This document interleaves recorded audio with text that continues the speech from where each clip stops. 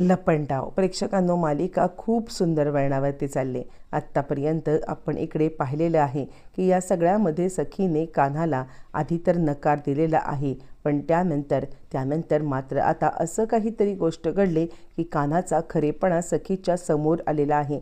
मुळातच मात्र आता कान्हाने सखीला तिच्या आईवडिलांचं सत्य आता सांगितलेलं आहे. मुळातच सखीची आई तेजस्विनी ही जिवंत आहे आणि आता तिला मिळवून देण्याचं वचन जे काही कान्हाने आता मात्र सखीला दिलंय आणि ते वचन तो पूर्णसुद्धा करणार आहे. आणि त्यानंतर मात्र आता सखी या सगळ्यामध्ये कान्हासोबत एकत्रित येत आता इकडे घरामध्ये गृहप्रवेशसुद्धा करणार आहे. नक्की असं काय घडलंय, कसं घडलंय, हा चमत्कार कसा झाला, सगळं सविस्तरपणे पाहू.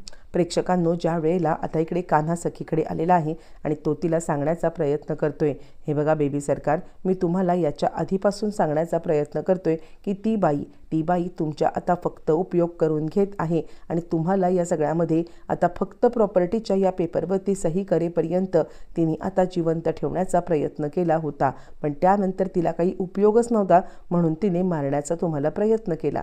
पण मी तुम्हाला एक गोष्ट सांगत आहे. आणि त्यावरती सखी म्हणते, ही जर का सरकार असेल तर माझी आई कुठे आहे, माझ्या आईचं हिने आता काय केलंय, असं म्हणत ज्या वेळेला मात्र आता हे सगळ्या गोष्टी ती विचारायला आणि त्यावेळेला कान्हा आता तिला सांगायला लागतो, हे बघा बेबी सरकार, तुम्ही लवकरात लवकर बऱ्या व्हा. तुम्ही जर बऱ्या झालात ना तर आता मी तुम्हाला काही गोष्टी, बऱ्याचशा गोष्टी सांगू शकतो.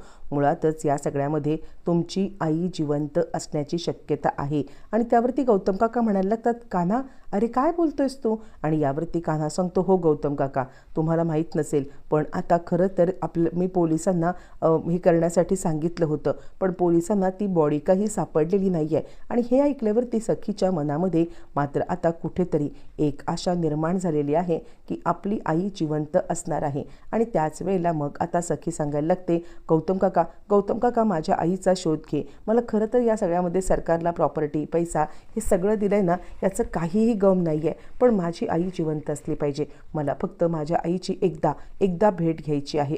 आई कुठे आहेस तू? म्हणजे आता आपण इतकं सगळं केलं आणि त्यानंतर सुद्धा आता जर का माझी आई माझ्या हातातून अशी निसटून जात असेल तर काय उपयोग आहे या सगळ्याचा, असं म्हणत सखी आता ओक्साबोक्शी रडायला लागते. काका सांगतो, तू काळजी करू नकोस. जर का या सगळ्यामध्ये आता इकडे आपण निर्णय घेतलाय ना, की म्हणजे कान्हा जर का म्हटलाय ना की आता तुझ्या आईला शोधायचं, तर आता तो तुझ्या आईला 100% शोधून देणार म्हणजे देणार. असं म्हटल्यावर ती सखी आता विचार करते, नाही काहीही झालं तरी या सरकारला मात्र आता जाब विचारलाच. आणि ती आता सरकारच्या समोर आली.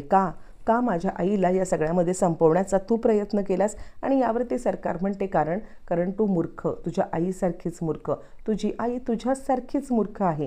काहीही झालं तरीसुद्धा या सगळ्यामध्ये त्यांनी जो मूर्खपणा केला ना, तोच तू मूर्खपणा केला. तिने माझ्यावरती विश्वास ठेवला. खरं तर मी मरणाच्या दारात होते, पण तिने माझ्यावरती विश्वास ठेवला आणि आता माझा मृत्यू हा तिने स्वतः ओढावून घेतला. मी जर का मरणाच्या दारात होते तर आता याच्यानंतर तिने आता मला वाचवायची गरज काय होती? कारण खरं तर तिला या सगळ्यामध्ये माहिती होतं की आता मी तिला कधीच जिवंत ठेवणार नाही आहे किंवा तिला कधीच जिवंत ठेवू शकत नाही आहे. मग असं असताना तिने आता मला का वाचवायचं? आणि तोच मूर्खपणा तू सुद्धा केलेला आहेस. तू सुद्धा माझ्यावरती विश्वास ठेवलास आणि त्याची आता शिक्षा तुला भेटलीच पाहिजे. असं म्हटल्यावरती ती सांगते, हे सगळं वैभव आहे ना, हे वैभव माझ्या वडिलांनी कमवलेलं आहे आणि एक ना एक दिवस हे वैभव मी आता माझ्या या सगळ्या ह्याच्या सकट परत मिळवेन. पण त्यावेळेला माझे आई आणि बाबा हे दोघं जण माझ्यासोबत असतील. आणि त्यावरती मग आता लगेचच इकडे ती सांगायला लागते, आई आणि बाबा, तुला काही वेड लागले का? तुला वेड लागलं असेल असंच मला वाटते, कारण काहीही झालं ना तरी तुझे आई बाबा या जगामध्ये नाही आहेत आणि ते परत कसे काय येतील? यावरती ती म्हणते, ते तुला वाटते, माझे आईबाबांना मी परत आणून राहणार. यावरती सरकार म्हणते, झालं, आता खरं तर तुझी वेळ झालेली आहे या आता जगातून जायची. आणि असं असताना तू तुझ्या आईबाबांना परत आणण्याच्या गोष्टी करतेस, असं म्हणत मात्र आता सरकारीकडे तिची खिल्ली उडवते आहे. त्यानंतर कान्हा आता सखीला गाठतोय आणि सखीला गाठून तो आता सांगतोय, सखी मॅडम, तुम्ही अजिबात चिंता करू नका. काहीही झालं तरीसुद्धा मी या सगळ्यामध्ये लवकरात लवकर तुमच्या आईबाबांची आणि तुमची भेट घडवून आणून देईन. आणि त्यावरती सखी म्हणते, माझा तुझ्यावरती पण विश्वास नाही. ज्या पद्धतीने सरकारने मला फसवले ना, तू सुद्धा मला फसवणार याची मला 100% खात्री आहे. आणि त्यावरती तो आता सांगायला लागतो, मुळातच मी तुम्हाला खरंच फसवणार नाही आहे, एकदा माझ्यावरती विश्वास ठेवून बघा.